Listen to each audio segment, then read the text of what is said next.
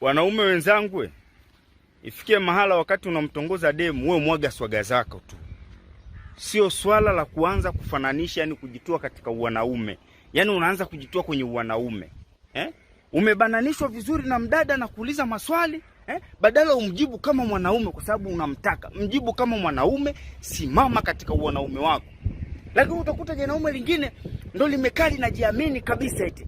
Linaongea kwa mahaba kabisa, linamwambia mwanamke, usijali, mimi sipo kama wanaume wengine.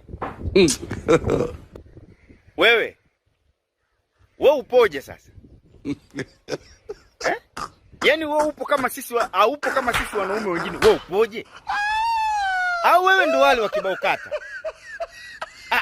Wewe ndo wale wa kibao kata? Mimi sipo kama wanaume wengine, wewe upoje? Unazo sita?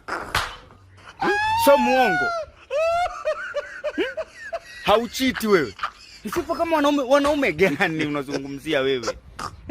Haupo kama wanaume wengine, wanaume wakina nani? Kwa hiyo wewe upoje?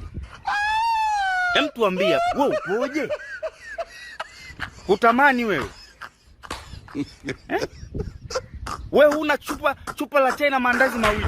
Una? Hawa havifanyi kazi. Haupo kama wengine, wewe upoje? Upoje? Una wanawake wawili wewe. Utamani kuwa na limshangazi linakuhudumia wewe. Wewe hapo wewe. Haupo kama wengine hiyo. Haupo kama hao wengine hiyo. Which? Hao mwenyewe ndo hao wengine hao.